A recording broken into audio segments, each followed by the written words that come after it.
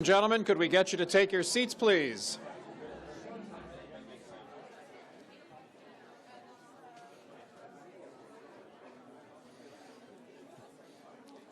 More excitement coming momentarily. Take your seats, please.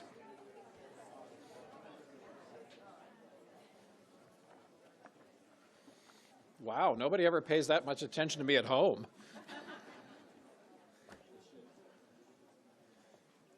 We'll give folks a couple moments to come in from the cold out there. I know people are waiting in line to get their coffees. Well, let's get started.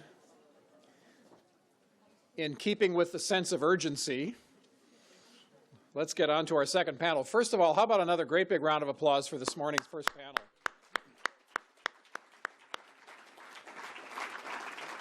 Or afternoon, I should say, well moderated by David, but fascinating findings. And for those of you who have just joined us, I'm just going to summarize a few key takeaways that we heard this morning. Dr. Ramanathan, first of all, gave us an overview, but something that really never quite occurred to me before, the way he put it, was dealing with the super pollutants is actually the lowest hanging fruit, that there's really the biggest opportunity there to make progress on reducing greenhouse gas emissions from tackling these pollutants in the way that some of our panel discussed, and you're going to hear now in the second panel. And it's our obligation, that actually it's the only way to stay below 2 degrees centigrade, let alone get on that path to 1.5 degrees if we can. And what was also very sobering in the chart that he showed us was that business as usual, we're going to be at 1.5 degrees warming by 2030. That's barely a decade away, folks. And 2 degrees by 2050 with massive consequences. He also highlighted, as many of the speakers did, the global health connection and the displacement by people, the climate refugees from droughts, floods, from water and food shortages, amongst other impacts. And of course, we heard from the panels that the health impacts will be felt in both the global north and south. We tend to think about this thing as, well, it's only going to affect people in the global south, people that are more impoverished or have fewer resources. Well, that's true, but it's happening right here, even in California and our Central Valley and other places. Very disproportionate environmental justice impacts suffered by the poorest among us, and very unevenly distributed impacts. And so the question was also raised, who's dying today, not just in 30 years? Who's being impacted today? And if we put more focus on that, we might get policymakers and the public to take action more quickly.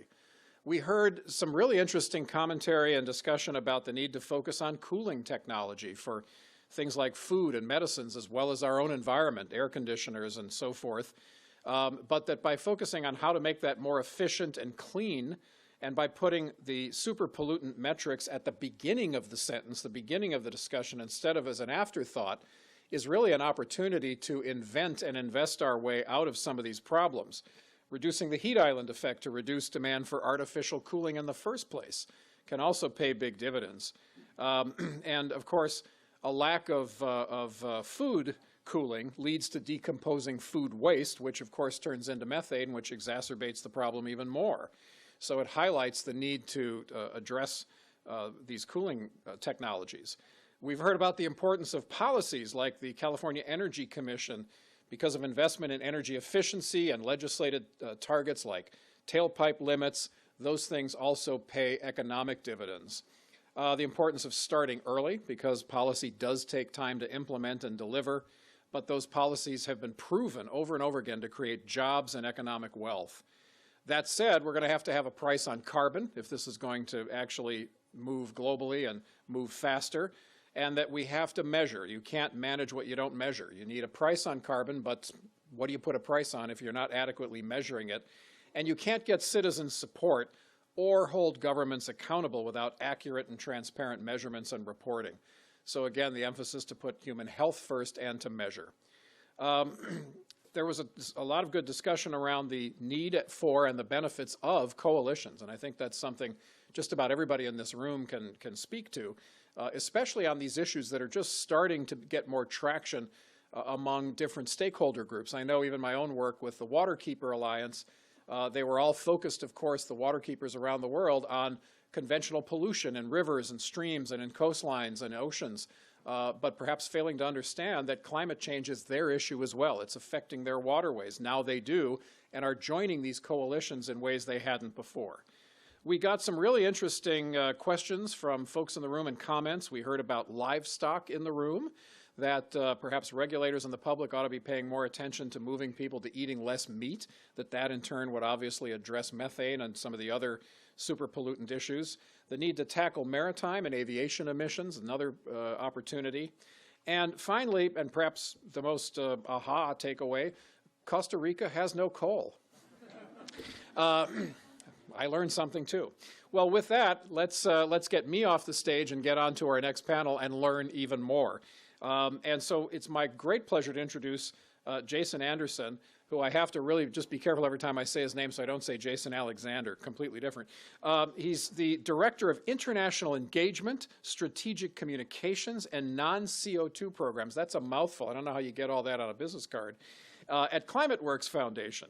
But he's worked for 25 years in climate and clean energy in the US, in Latin America, and in Europe, was the lead author in the IPCC special reports on ozone and climate interactions, carbon capture and storage, and was acknowledged in 2007 when the IPCC won the Nobel Peace Prize. That's quite a resume.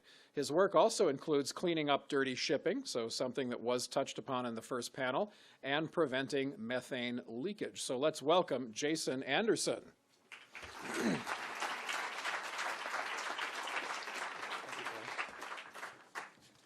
Thank you, Terry, and it's such a pleasure to be with you.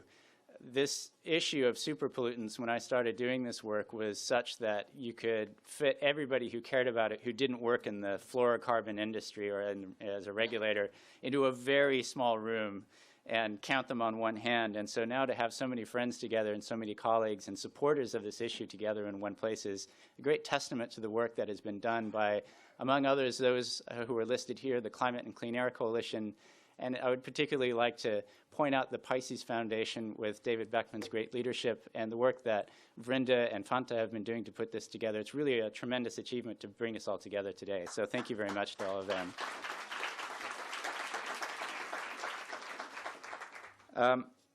I'm the, well, you heard my title. It's a lot of different things, but it's at heart, we're talking about super pollutants and the role internationally. At the ClimateWorks Foundation, we're a philanthropic foundation here in San Francisco with about 70 people. And we try to bring charitable foundations together to find better climate solutions. And we have a lot of deep issue expertise. We do grant making. But our basic mission is to mobilize philanthropy to solve the climate crisis and ensure a prosperous future. And if our press people are, that's our mission statement. You can tick a box somewhere. But we really mean it. And we were also the first philanthropy to sponsor the Global Climate Action Summit. About 18 months ago, we made a small grant to the organizers of the event. So it's actually great to see it all coming together this week. It's quite exciting. And we've been supporting work to combat super pollutants since we started 10 years ago, among our very first programs. So we've been right at the beginning as Pisces Foundation and Climate and Clean Air Coalition came into work on this issue. Now, as we've heard on the previous panel already, super pollutants are really crucial for attacking a number of different interrelated issues: human health, ecosystems, climate change. But there are solutions. Our partners have, for example, introduced new brick kilns in India, which reduce air pollution and cut a lot of particulates, including black carbon, but are also more efficient to run and cheaper. Similarly, in the aftermath of the Dieselgate scandal, this has led to a trend away from diesel pollution, and we're seeing the prospects of improvements in shipping as well. For example, getting the use of heavy fuel oil out of the Arctic, and that can extend to other kinds of diesel as well. The biggest climate agreement since the Paris Agreement in 2015 was the Kigali Amendment to the Montreal Protocol to limit HFCs. And it set the world on a path to reduce HFCs in a way that has broad government and industry support. And true to the theme of this conference, when there was a legal setback in the US around HFC rules, states have been stepping up, including California and New York just recently. ClimateWorks is also proud to support the Secretariat of the Kigali Cooling Efficiency Program, which is really a groundbreaking philanthropic initiative to increase the efficiency of cooling equipment while cutting HFCs, while extending and making cooling accessible to all of the people that need it, as Rachel mentioned on the earlier panel. Now, our work on methane is focused on the oil and gas sector, where there's truly a lot of low-hanging fruit. If you look at last year's World Energy Outlook, the IEA said that globally, 75% of emissions can be reduced with today's technologies, and 50% of that can be done at no net cost. And that's the equivalent of getting rid of all of China's coal-fired power plants at no net cost, just through controlling methane leakage. Now, I don't want people to come away from GCAS thinking that it's all about celebrating the successes of the announcements people have made. You know, we really have to hold governments and industry accountable, both for the pledges they make and for the ones that they're not making. By way of example, when excessive amounts of CFC-11 were found in the atmosphere, and that was published this year, partners working on the ground identified those sources, which included illegal foam production in China. And when this was brought to the authorities' attention, this is actually helping them enforce a policy that they already have. The industry are important partners in things like controlling methane leakage, but it doesn't mean that there isn't an important role for independent monitoring and for regulation. You know, because the vast majority of the leakage actually comes from a very small amount of the equipment. You're just not going to find it if you're not looking very, very carefully and if you're not required to do something about it. So, you know, we've already heard about the rollbacks in the United States. This is being taken up as much as possible at the state level, and there's also action in all of North America with Canada and Mexico, and we'll hear more about that. And pledges from industry that, depending on where you count, 20 to up to 40% of global oil production will be covered by industry pledges. So taken together, tackling super pollutants is both necessary and possible across a whole range of jurisdictions. And that's why we're really very fortunate to have another great panel speaking this afternoon, which represent an exciting cross-section of these initiatives from around the world. And it'll be focusing on commitments made and announcements. So I'm going to introduce people one by one, and after they speak, if they can then come and sit up here on the stage. The first person to be speaking to us in this panel is somebody who hardly needs any introduction in this room. It's Durwood Zaelke, who is the founder and president of the Institute for Governance and Sustainable Development in Washington, D.C. and Paris. And IGSD has really been at the forefront of working on super pollutants and trying as well to get the issue of efficiency into the HFC phase down. So I'm going to welcome Durwood to the stage.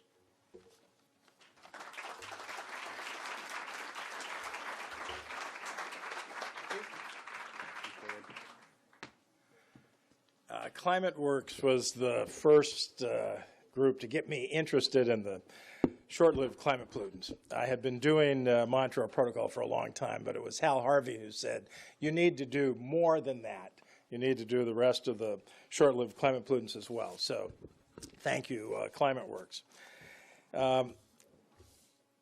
Governor Brown set a very high bar today for the world with his new legislation that he signed.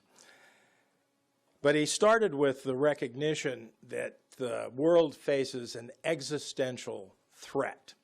This is because Rahm has taught him that we are right on the edge of a different climate that we may not be able to recover from. So while we need heroic action to get to the net zero emissions and then to move to climate negative, we have a very long way to go. And I'll quote the governor because I like this quote. He says, what we have to do takes expert engineering.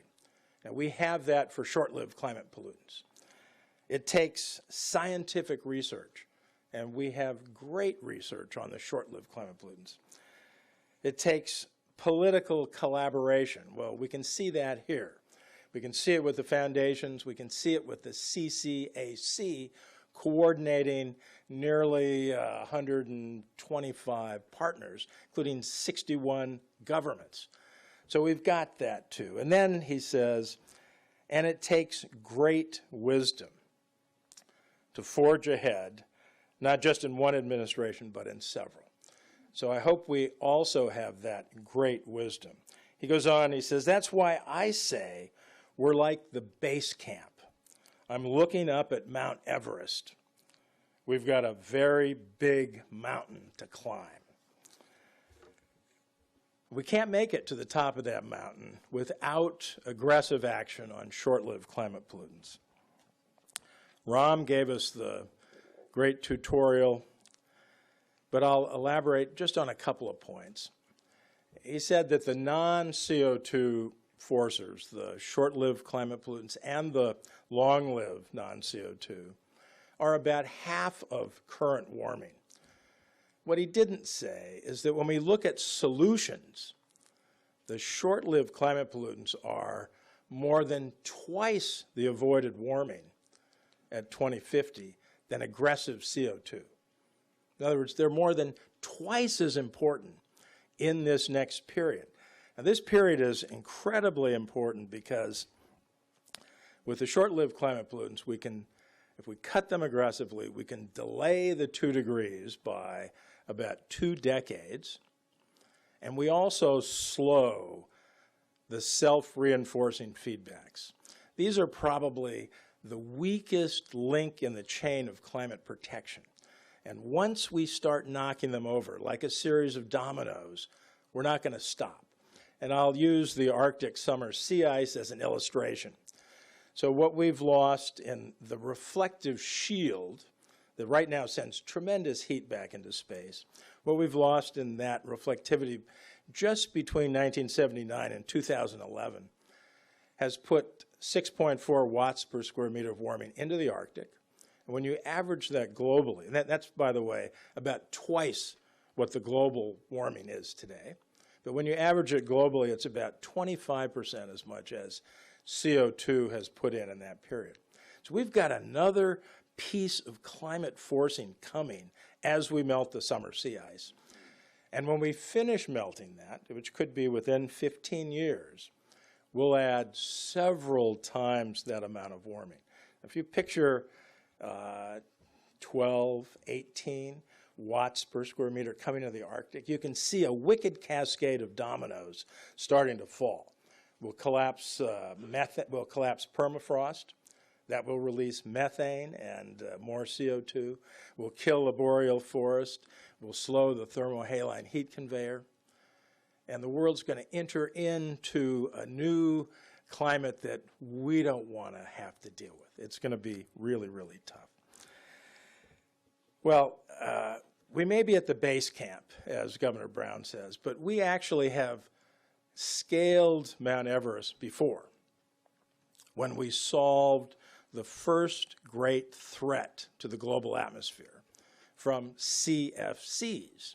So Mario Molina, sitting in the front row, our honored guest, said in 1974 with his colleague Sherry Rowland that it looks like the CFCs are migrating to the upper atmosphere and destroying stratospheric ozone, letting excess UVB radiation in, causing skin cancer, reducing our immune system, cataracts, I mean, tremendous health problems.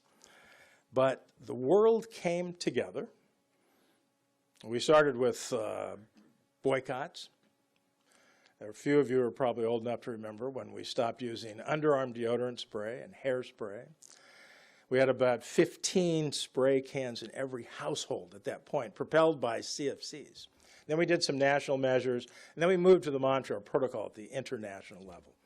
And that sequence, including that great treaty, put the world on the path to recovering the stratospheric ozone by about 2065. It's a slow process, and Jason mentioned the CFC 11 anomaly. If we don't correct that, we're going to delay the recovery a little further. But we will correct that. We have a system in the protocol that will and has identified that and has started action. So what most people don't know is that in 1975, Ram told us that he discovered that CFCs were also super climate pollutants. So at the same time that the Montreal Protocol was taking out these CFCs to protect stratospheric ozone, they were doing heroic work on climate change. And in fact, the amount of climate protection that we've gotten is as much and maybe more than what CO2 is causing today. So if you think about it, we have solved an amount of the climate problem equal to CO2 today with a treaty that started modestly, learned by doing, strengthened itself over and over and over. The numbers, if you're into the metrics, it could be up to 75 gigatons or billions of tons of CO2 equivalent per year that we avoided through the reduction of the CFCs. If you look at the watts per square meter, up to 1.6 watts per square meter. So again, we have been to the top of the summit. We have solved the first great threat to the global atmosphere and done more for climate through the Montreal Protocol than any other piece of climate legislation or policy. And by the way, we've done it at an incredibly modest cost. So it's been less than 10 cents a ton of CO2 equivalent. Or you could say it's zero because we did this for stratospheric ozone protection, and this was purely a collateral benefit.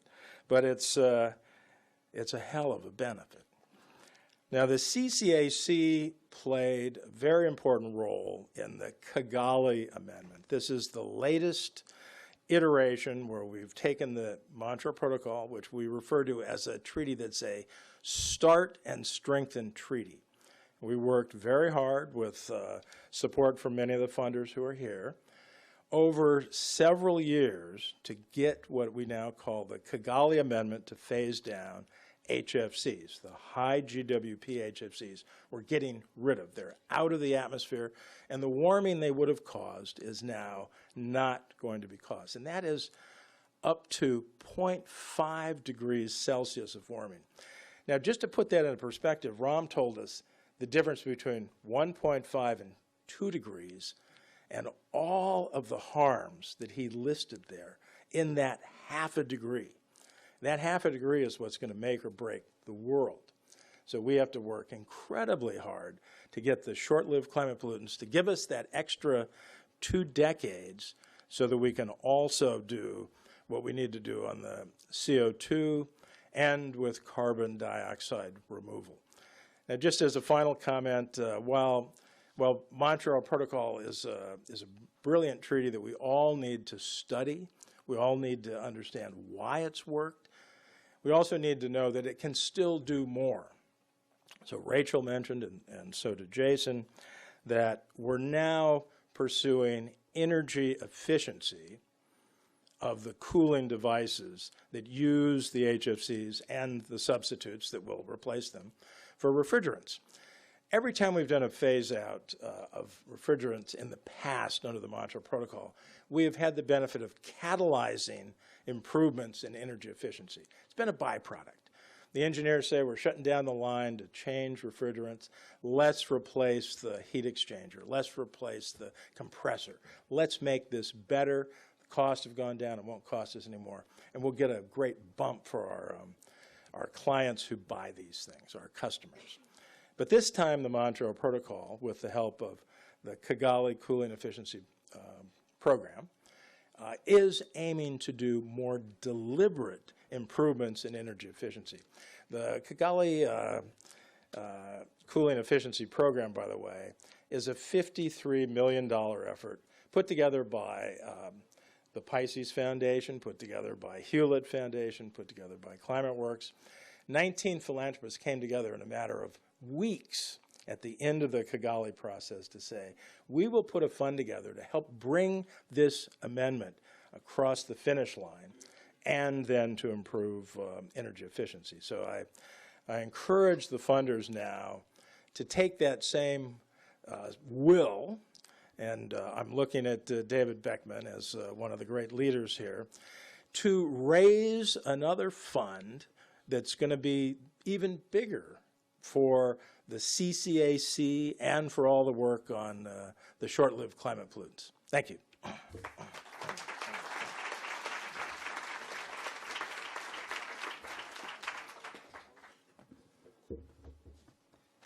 Thank Thank you so much, Durwood. I'm not sure if you're suggesting passing a hat, but we could put ushers in the aisles. We've got the format.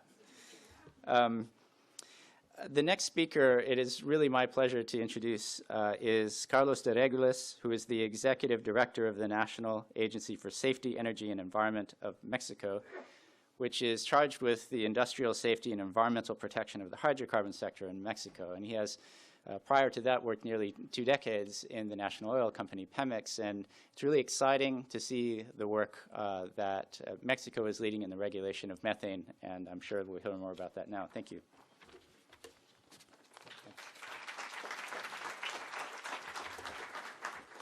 Thank you so much. I'm so humbled by being here in the presence of so many climate rock stars, Mario Molina. And so thanks for the Pisces Foundation to bringing us together and many others. Terry was telling us this morning that he was reading the New York Times and learning how this administration is going to, or plans to roll back some methane regulations. But we all know the New York Times is fake news, so hopefully it's true. I, in contrast, was reading the San Diego Chronicle and learning all about this possibility of tackling short-lived pollutants and gaining a couple of decades ahead of the 2 degrees Celsius time limit established in the Paris Agreement. So that's, I guess, why regulating methane emissions in the oil and gas sector is important. And but we also need to find out why now. Not only why it's important, but why now. North America is the region in the world where natural gas prices are the lowest. It's $280 per million BTUs, as compared to 3 times that in Europe or in Asia. And this is why we're seeing a surge in the use of natural gas as for power generation, in the industrial, as an industrial fuel, residential and transport sectors as well. So this, in terms of carbon intensity of the fuel, should be good news. But methane has this bad habit of trying to escape the pipeline where he lives and where he's transported. So we need to rein that in, and that is why now it's important to act on those fugitive emissions and leaks. And also there's a trilateral commitment between the 3 governments in North America, and we in Mexico, we like to commit and comply with our international agreements. So let me just talk you briefly how it. Thank you. Let me just talk you through how this works. We've tried to put together a very simple piece of regulation, acknowledging that according to the science put together by the International Energy Agency, and I discussed this with my friend Fatih Birol as well, 75% reduction in methane is technically feasible today. And this is the scope of our regulation. We're not talking necessarily, we're bringing the conversation beyond net cost. We're trying to make it a conversation about the social cost of methane, and acknowledging that there's a 75% feasible objective is what is our regulation is all about. So how does it work? First thing is that we're making sure that new projects in the oil and gas business in Mexico are born with already the best practices in place. But we're also making sure that existing operations are improved. And the way we go about it is making it mandatory for every oil and gas operator in Mexico to establish a baseline. Not at a facility level, but equipment by equipment. So we are able to identify and track those equipments one by one. Second, we have a set of mandatory mitigation measures included within the regulation. Those are the 38 measures that the International Energy Agency has identified as being able to provide 75% reduction. And all of those are technically feasible. So those are mandatory.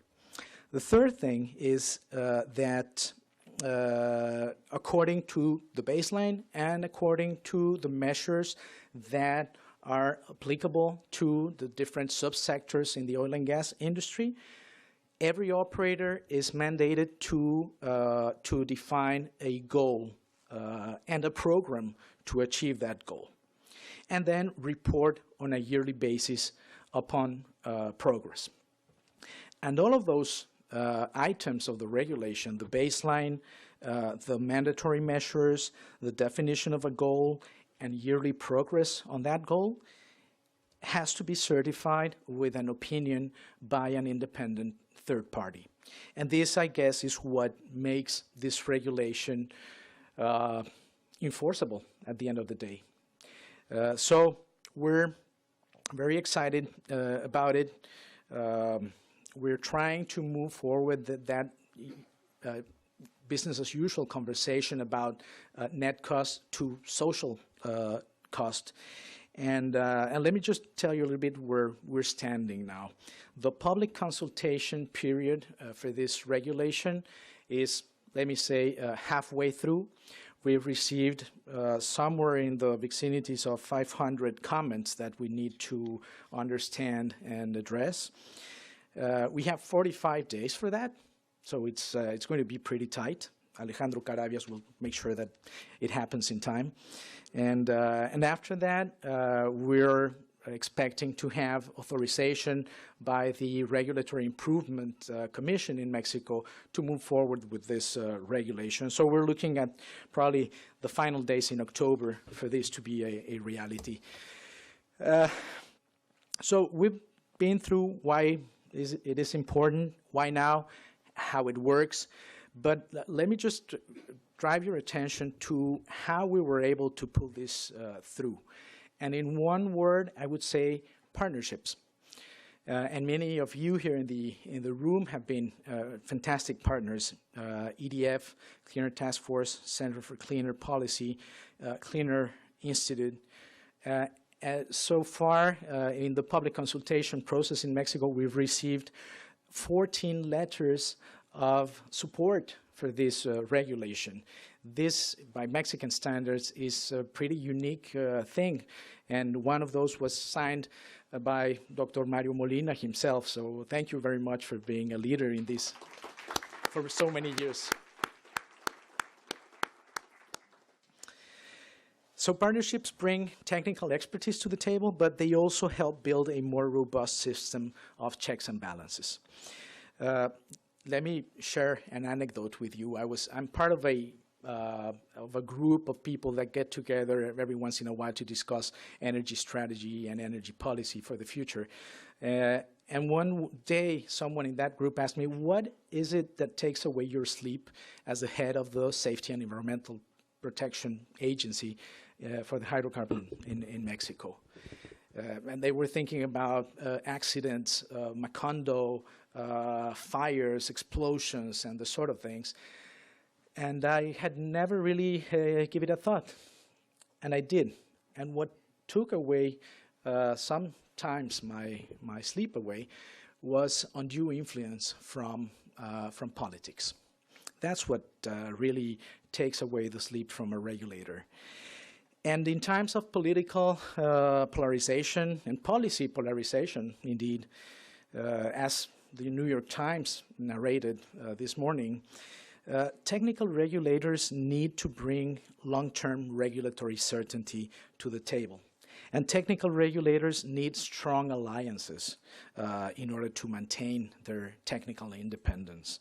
So I hope that we can take this partnership that's been built around methane regulations in Mexico further beyond methane to address key issues such as biodiversity, such as environmental service resilience, and so on and so forth. So thank you for having me here, and looking forward to the next conversation. Thank you.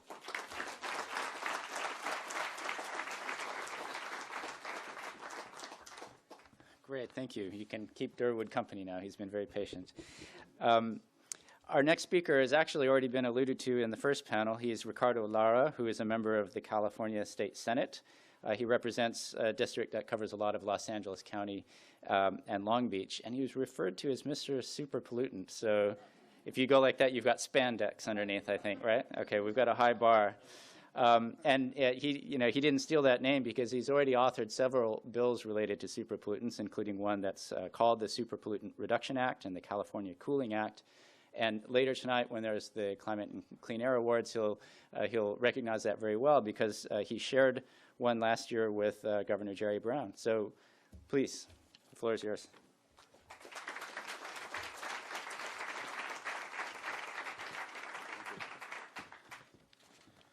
Thank you. Buenas tardes. Welcome to California for those of you that are visiting us. And those of you who are from California, make sure you're nice to our visitors and treat them well. It's great to be here. And I have to say how awesome it is that this logo is happening, because when we were working on our short-lived climate pollutant bill in 2006 as our staff, we were like, what does that even mean? Do people even know what this means? And so we decided to coin the term super pollutant and to really heighten the importance, and introduced it when we were talking to folks in Bond about the need to really heighten the name, and now to come in and see this super pollutant fighting superhero, and I love that she's brown, is awesome. Because, you know, in all honesty, people ask me, how did you come about in terms of fighting super pollutants? Well, you know, my constituents who are literally bombarded not only by freeways, railways, warehouses, and the two most important ports on the west side for the United States, where 40% of all the goods that come in through the United States come in through the ports of LA and Long Beach, which is a tremendous economic benefit to the area. But, you know, my constituents not only have the ability to work in these industries, but also suffer from the side effects of what happens when you have all these pollutants around the community. So my constituents don't know about the Kigali Amendment. They don't know about the Montreal Protocol, but they do know low birth rates. They do know cancer and asthma rates. They know those because we live in those districts, in a predominantly immigrant Latino district here in California, primarily Mexican-American.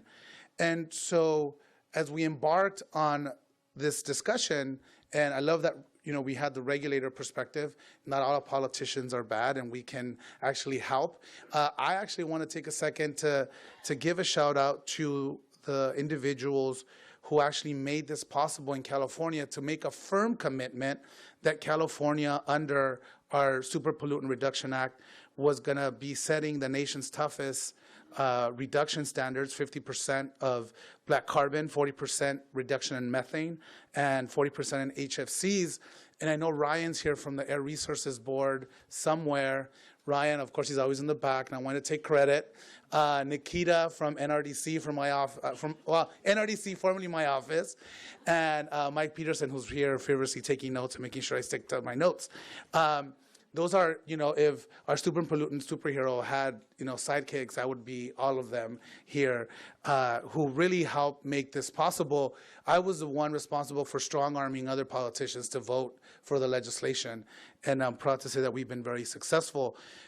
We, in California, took the step first of really looking at what would be reasonable in terms of reduction in our super pollutants. And we did legislation to ensure that we had our ARB look at a plan. What would be a reduction strategy plan that was focused with data, results, and more importantly, was going to be achievable? This is how we came up with our bill to create the 50-40-40 reduction model.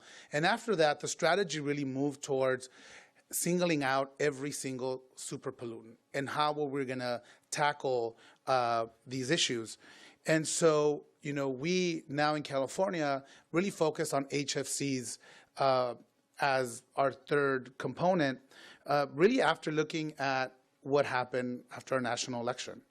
and seeing the rollback of Obama's EPA timelines, and really making sure that we in California not only pride ourselves in being the headquarters of the resistance to this federal government, but also making sure that we weren't rolling back any of our own significant accomplishments here as a state.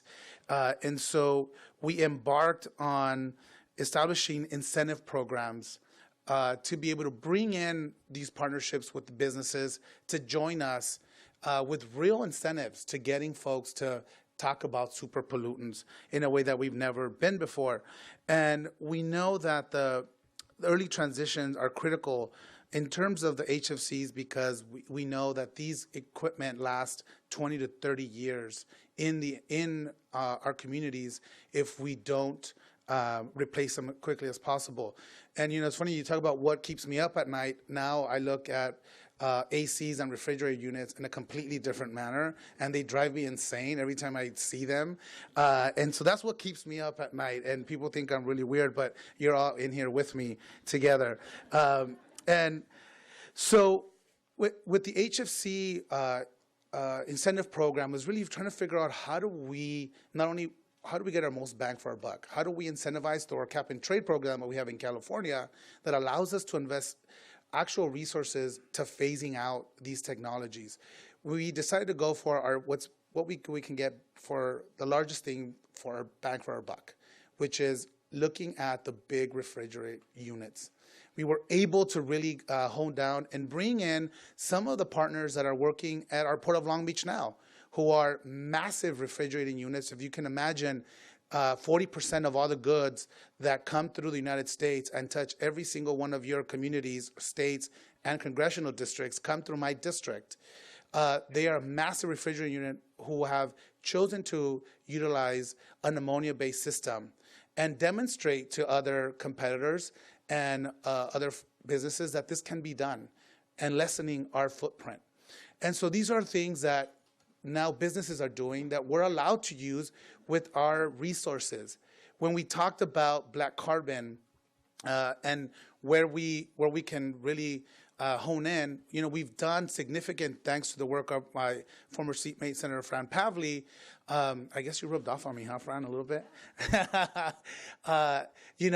Is really at the stationary sources. There's still roughly around 200 million people who utilize wood-burning stoves in California, and a couple million more that use it as an alternative heating system. And so switching those out as quickly as possible was key for us under our Black Carbon Incentive Program. And we know that that program now is completely oversubscribed, and we continue to invest. I believe we did close to $240 million this year. When it came to methane, this was, I think, by far one of our largest achievements in the state. What does a kid from LA know about cow poop and talking to dairies? That was the first meeting I had with the dairy industry in California in my office. And to be able to really hone in on the fact that there's alternative manure management skills that we can do and strategies, even what we feed cows. And by the way, my vegan brother who was out here, cows are not for eating. I'm proud to say that we need to have a serious conversation about what we eat and just the overall production of meat, which we're beginning to have in the California legislature, much to the demise of the Cattlemen Association. And so we were able to not only talk with our dairymen and women, a lot of them who already are scared and seeing that the consumption of milk in California is declining. And so we actually sold it as a different way of generating revenue for the dairy industry. If we one day connect the energy that they're able to generate to the grid, that gives them a different opportunity to see their farm in a completely different way. And we now have proven through the massive amounts of money that we've invested in our methane reduction program, which also includes food recovery, 20% of that. Farmers now And we see tremendous incentive and use of this program by our small dairy families in particular, who are now using this money to be able to really revolutionize how they are doing business, and is also close to being oversubscribed and demonstrating that we are actually capturing and reducing our our methane footprint by large amounts. And so the partnerships are critical, but you also need the appropriate resources to create the incentives along with the appropriate regulations to make sure that we keep our goals intact. And I'm proud to also say that here in California, we keep our word and we keep our promise as we did in Paris. And so as we continue now, and by the way, this is California, this is our way of us tackling short-lived climate pollutants. We still have the issues of waste to energy, issues that we still haven't really talked about in California. As we phase out these HFCs, how are we going to handle all this equipment? What do we do with this equipment? Because we do not want it back in use in any part of the world, right? So these are ways that we can work together, and California is looking forward to working with other states and other jurisdictions and countries to figure out the solutions to these issues. And by the way, this is California's method. We continue to look at what you all are doing in your particular jurisdictions and around the country so that we continue to learn from each other, from you and from each other as well. So thank you so much for having me, and welcome again to California.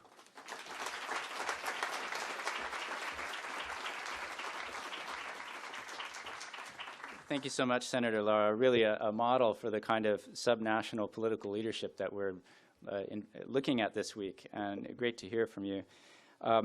Next on the agenda, we have something that's cryptically titled just the Breathe Life campaign announcement, but we're very fortunate to have with us today to speak on behalf of the Breathe Life campaign the three-term mayor of Vancouver, Gregor Robertson. Vancouver is now, through his leadership, being established as internationally as a green capital. It's a place which is where going green is good for business. He's overseen the creation and implementation of the Greenest City 2020 action plan that aims to make Vancouver an environmental leader in everything from energy efficiency to local food. Now, if Google is to be believed, the honorific for mayor in Canada is Your Worship, which I haven't used. I apologize. The only time I've ever heard that was Han Solo being kind of sarcastic towards Princess Leia, so I wasn't sure if I should use it or not. Anyway, Mayor Robertson, please.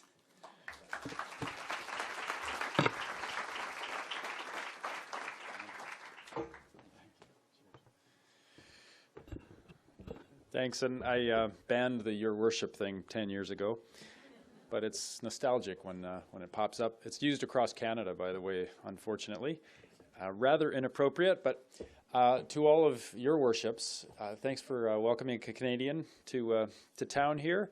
It's great to be in California, back in California, and I'm really, really thrilled to be announcing that Vancouver is joining the Breathe Life campaign, the first Canadian city to join Breathe Life.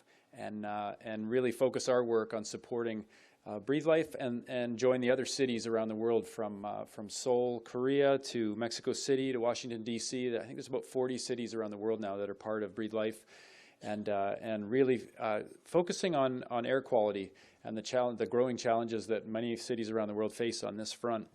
So I'm not going to speak about super pollutants, although it was an issue close to my heart prior to being mayor when I was in the BC Parliament, and brought in, attempted to bring in legislation at the time, which we still need to address in BC on the west coast of Canada, and we'll definitely we'll work with my colleagues on looking at the work that Senator Lara and the team have been doing here in California. As always, leading the charge in California. So we have been trying to lead the charge in Vancouver as a city. We've been working with networks of cities, C40, the Global Covenant of Mayors, and ICLEI, to name a few, the Carbon Neutral Cities Alliance, which has a base here in San Francisco as well. We, for those who don't know, we're the third largest city in Canada on the West Coast. We are about 2.5 million people, and very similar in terms of our city to Seattle and Portland. The three of us are kind of the three sisters in the Northwest in terms of size and scale, diversity. We are very lucky to be the third most diverse city in the world in terms of cultures, and which most people don't know, but that has become a great strength of ours. And as far as being a green city goes, that history goes back generations. We stopped freeways from coming into our downtown in the 60s, early 70s. It's the beginning of Greenpeace. That's where Greenpeace started in Vancouver.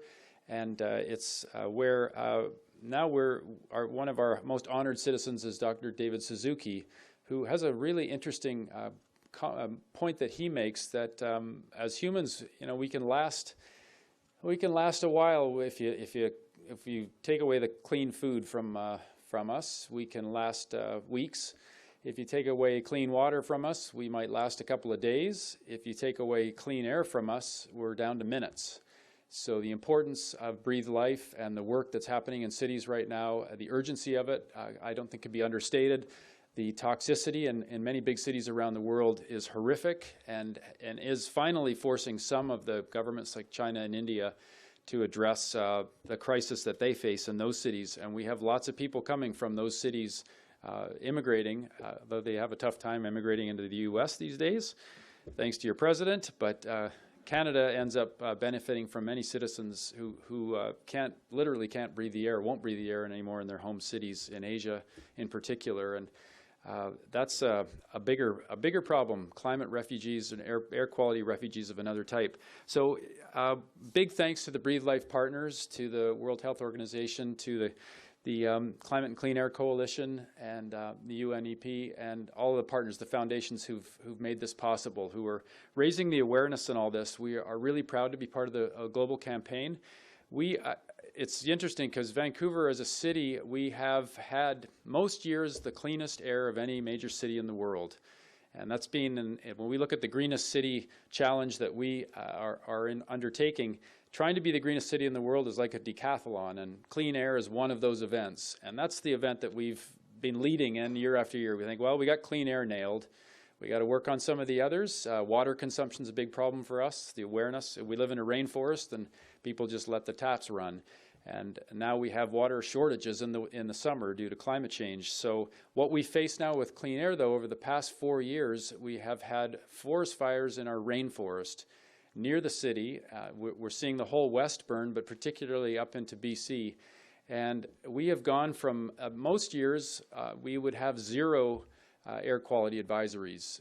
Year after year, that was our metrics, our reporting, 0, 0, 0. And we think, yep, we're still in first place in the world. The last 4 years, the forest fires have impacted us in the winters, and we're seeing, in the summer, we're seeing dramatic air quality advisories and instances of breaches. We're up to, I think we're at 18 days of air quality advisors this summer.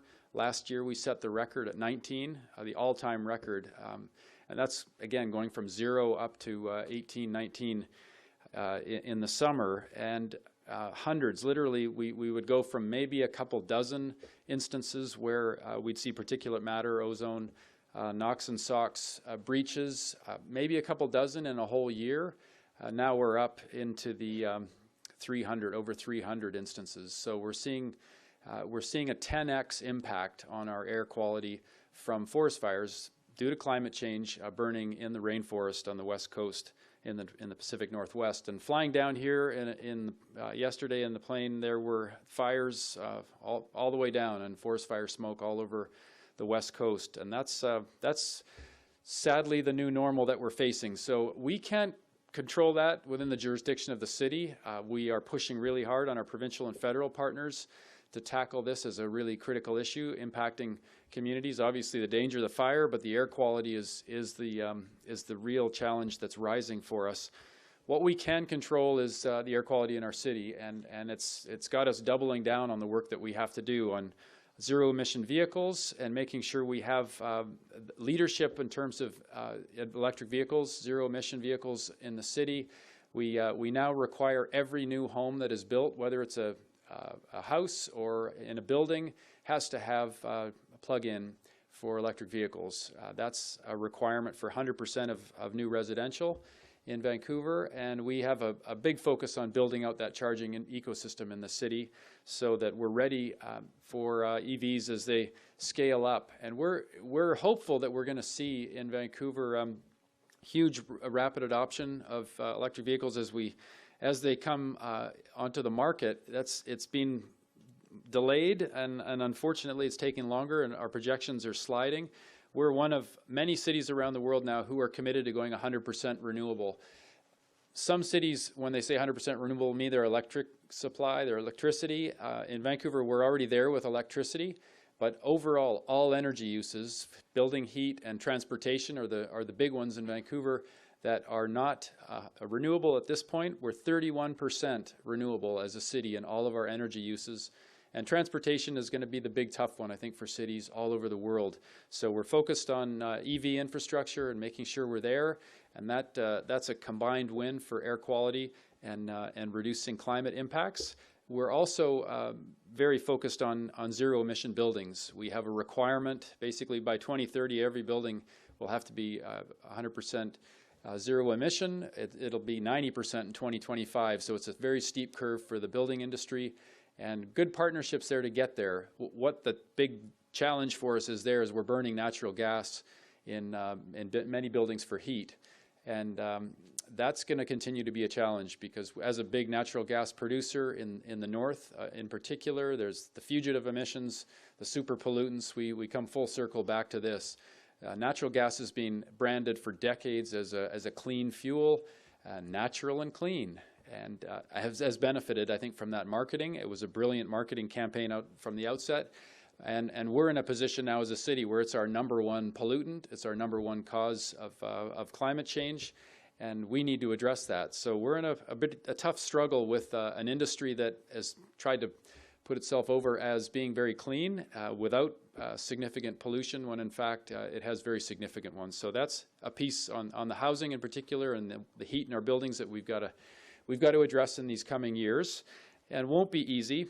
So between transportation and buildings, those are the big ones. Again, the Senator raised the point about ships, and Vancouver is actually the largest port on the west coast of North America, with all due respect to LA and Long Beach. We're closer to China, as it turns out. And obviously, we have a lot of ship source pollution that we're dealing with in the region. That's one of the main drivers of air quality challenges historically that we face.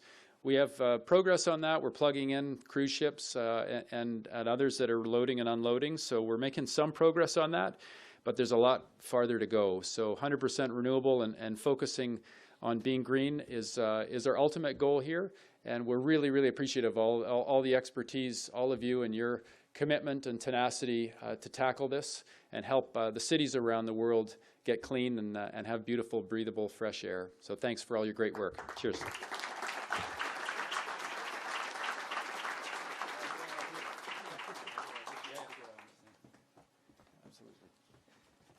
Thank you, Mr. Mayor. We have next a kind of a mini panel, which is going to be moving fairly swiftly. We may end up having time for some questions at the end, since our panelists have been so kind to sit in the hot lights to wait.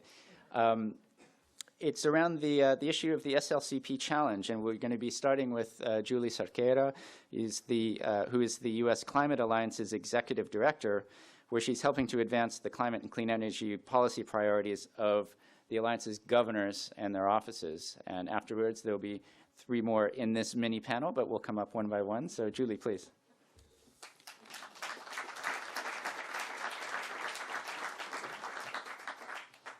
Well, I will be quick. So in 2017, we had over $300 billion worth of damages in the United States from severe weather events. It is insane. We require an urgent and ambitious response to climate change now more than ever. And I think that everybody in this room agrees that SLCPs are perhaps the best opportunity that we have to really slow the pace of change while we continue to tackle CO2. And despite the benefits that we see to our communities, so we know that in the United States, we could avoid 200,000 premature deaths and 6 million tons of crop losses in 2030. Despite those benefits, we continue to see the erosion of our federal framework that has protected us from these super pollutants. As you've already heard 2 or 3 times today, I mean, just yesterday we had an announcement that was rolling back rules that prevent the oil and gas industry from just leaking methane into our air. That's our natural resource. It's a valuable resource that we should be capturing. And so for this and for many other reasons, the U.S. Climate Alliance, which is a bipartisan coalition of 17 governors that are committed to uphold the goals of the Paris Agreement, on June 1st, their first anniversary, they announced an SLCP challenge.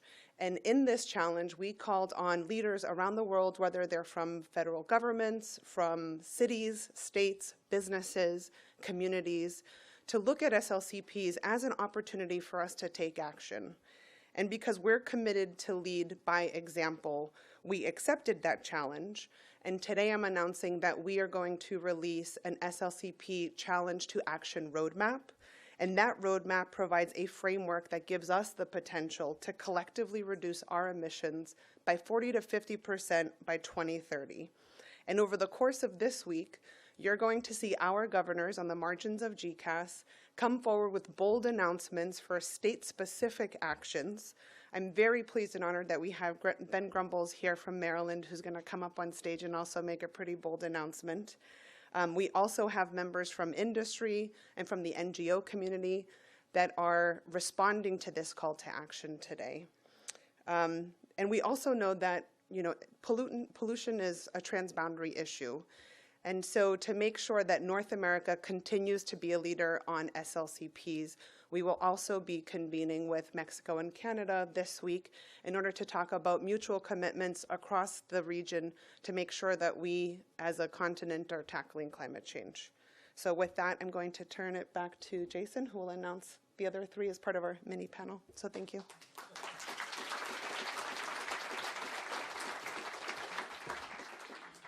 That's very exciting. We're looking forward to everything that's going on this week, all the announcements. And we don't have to wait long for the first one, which, as Julie mentioned, is Ben Grumbles, who is Maryland's Secretary of the Environment. Please.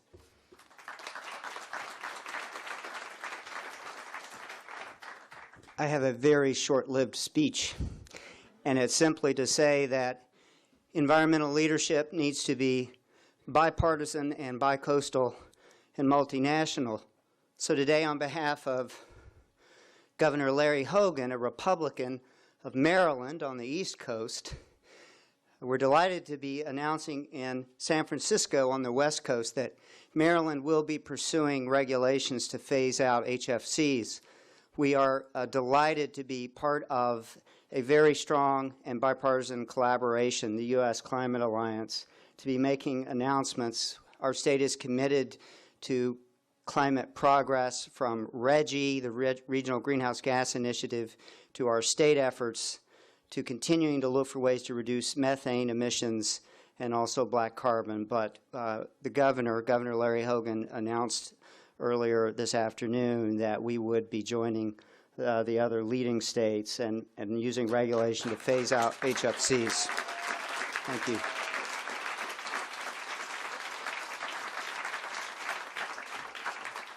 Thank you. That's excellent news. Our next speaker is Nanette Lockwood, who's the Global Director for Policy and Advocacy at Ingersoll Rand. Thanks, Jason. And as he said, I'm representing a coalition, therefore all of my words must be spoken correctly. So let me start by thanking you for including our coalition of industry in the air conditioning sector. We are together with the Natural Resources Defense Council, and we are expressing our support for pragmatic, predictable, and cost-effective measures to limit the use of high global warming potential HFCs, locally and globally. The industry has spent nearly a decade working with national and international regulators to develop predictable, sensible regulations to phase down HFCs, and we're now focused on developing innovative solutions to prepare for these transitions globally under the Kigali Amendment to the Montreal Protocol. We strongly support U.S. ratification of the Kigali Amendment, which is the HFC phase down in the Montreal Protocol. And industry works best under a national regulation. As we know, that is not yet available to us. Unfortunately, so therefore we support state regulations that provide uniformity. California and other states, as we have seen, are providing leadership in this area. Our coalition is coming together to define a path forward under this new leadership. This path will seek to balance environmental benefit while minimizing the impact, all while providing adequate time for manufacturers, distributors, and contractors to prepare for a safe and efficient transition to lower GWP technologies. And we will have more details on this available very soon. Thank you. Jason.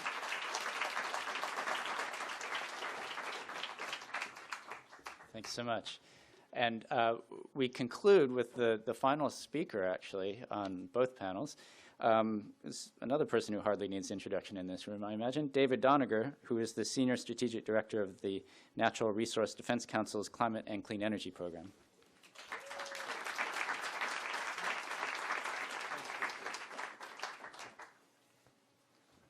Thank you. Thanks, Jason. This is great to be able to bat cleanup here.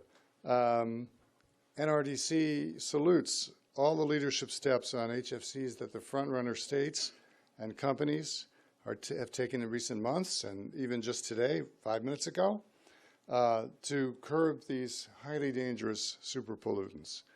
We're proud to be working with you to formulate and implement these regulations and these commitments. Your actions will help keep the country on track to phase out HFCs and replace them with safer alternatives and increase energy efficiency and reduce carbon dioxide at the same time. NRDC's role in this transition goes back more than 4 decades. We were the first to propose phasing out CFCs. We worked to achieve the Montreal Protocol and the Clean Air Act provisions in 1990 that implement it, and that have been using until very recently at the federal level to curb HFCs. We proposed 12 years ago using the Montreal Protocol to phase out HFCs, and we're happy to help get us to the Kigali Amendment, and we still hope to see the Trump administration put it forward to what we think will be a quite willing Senate to ratify it, Republican support as well as Democratic support. Much of this work's been in cooperation with industry. Right now, today, we filed a brief in the Supreme Court to try to restore the federal program with industry co-petitioners. And we've been proud to work with California, with the Air Resources Board, with Senator Lara, and with New York and Maryland. And I'm pretty sure we're going to be able to list other states by the end of the week to adopt state HFC rules that will help keep us on the track and help get meet the national commitments under Kigali. So again, congratulations to the state and business leaders that have stepped forward today to protect the health and environment of every American, every citizen worldwide by accelerating the phase out of dangerous HFCs. Thank you.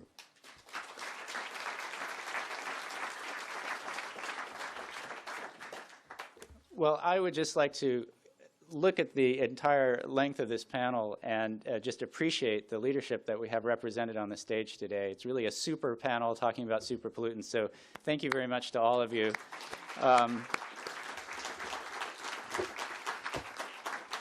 Fanta tells me that we do have just a few more minutes if there are some questions from the floor that people want to bring up, just a couple before we go on to the coffee break, then we do have that opportunity. There are some roving mics here. And so I'll just look around, one over there.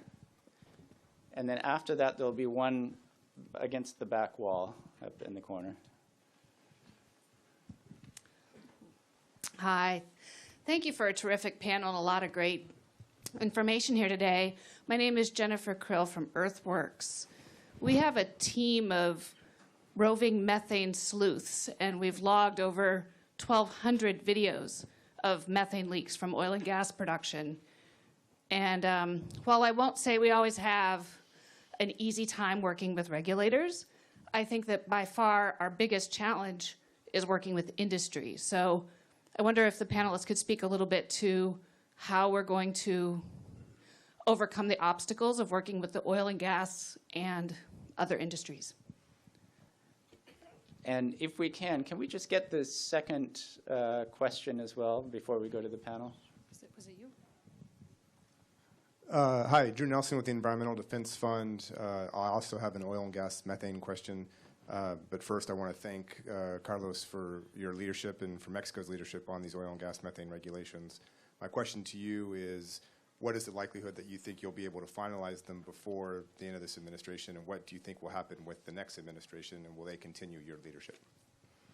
So I just on the as on the first panel, I don't think we can have everybody express an opinion. So there's one directly to Carlos, and then the others. Is anybody who wants to pick up on the question about working with industry on methane? Any takers? Well, I just say that the real sad thing in the world of methane these days is that somebody said this is tribal, but there are really two tribes in industry. There's a tribe that seems to be prepared to accept the reality of the science and the reality of the waste and the opportunity to clean it up and to cooperate with governments. And then there are those who just think that this is got to get the government out of their business. That's unfortunately what we see reflected in the action in Washington today. It won't stand. We work together with EDF and Sierra Club and Earthworks and other organizations, as we have been, to support these federal methane rules and beat these guys in court, and to work with the states and industries that want to move forward.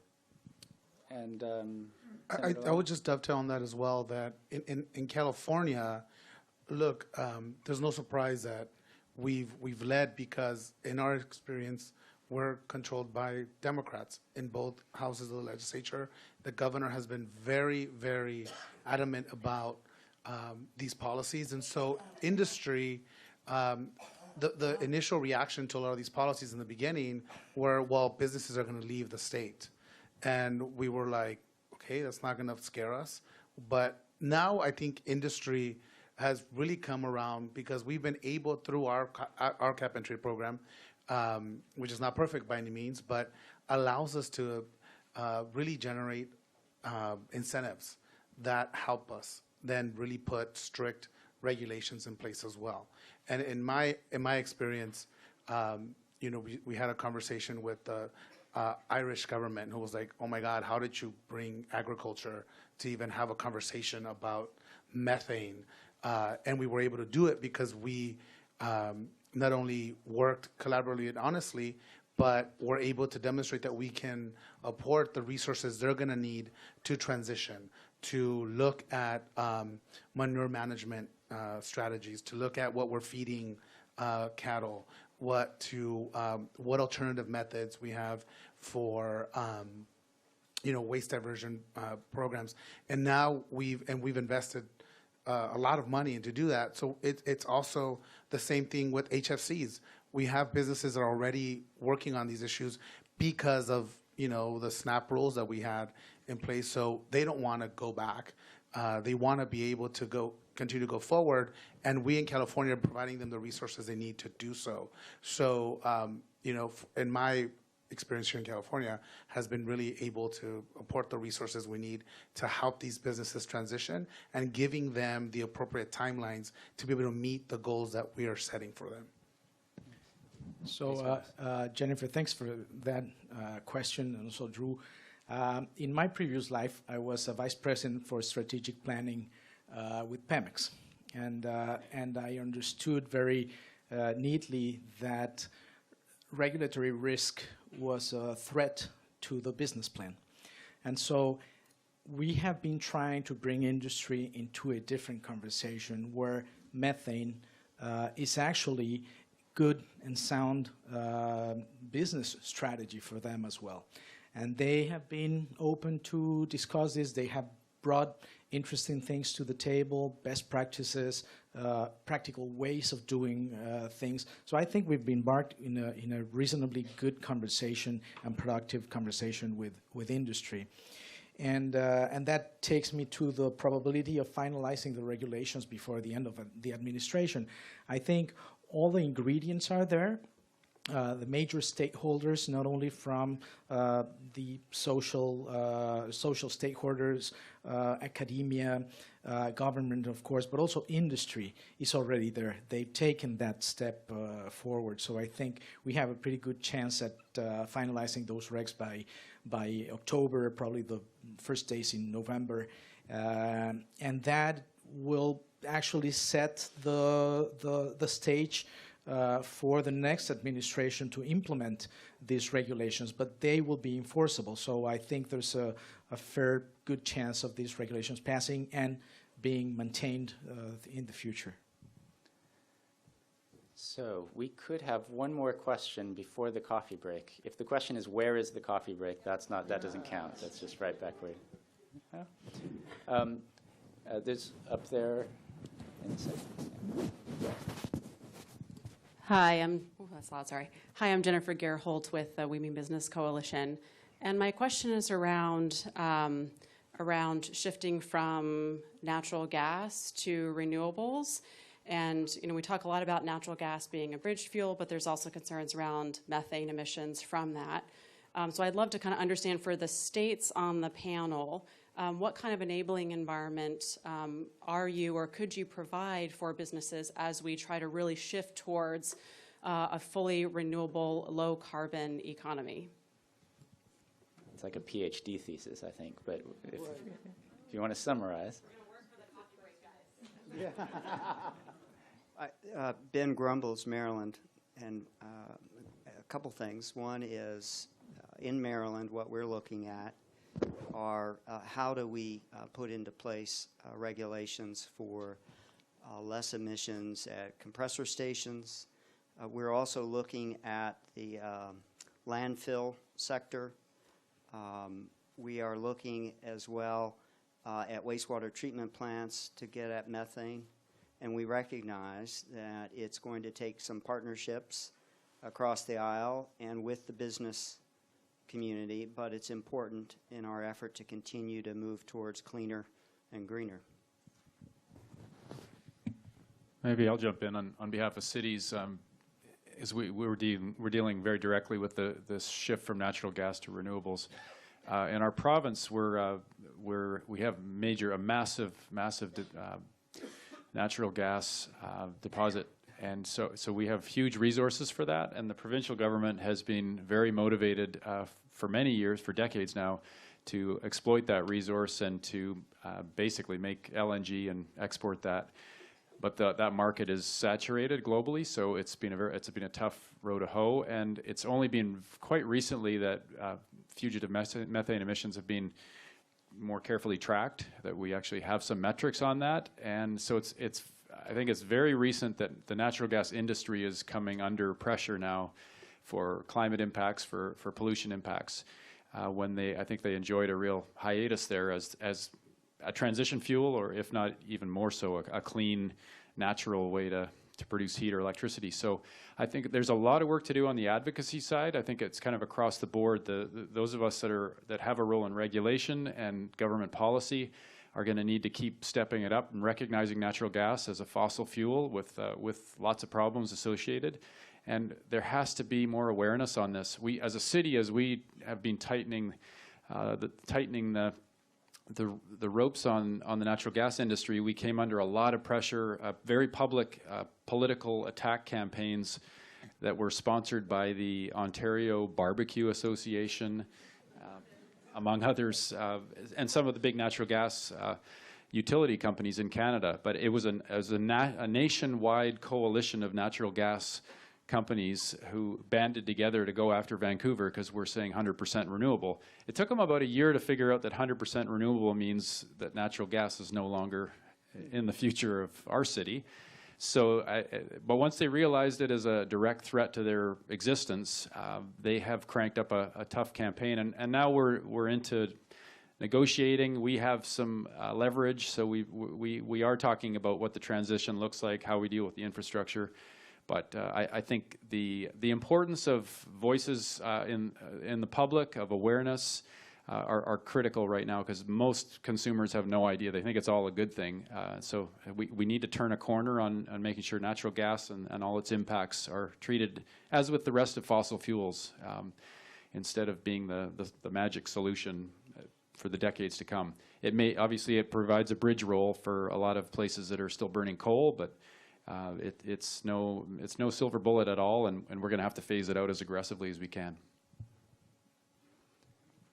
So if there are no other comments from the panel, then I think it only remains for me to invite everybody to thank the panel once again, and all of you for attending. Thank you.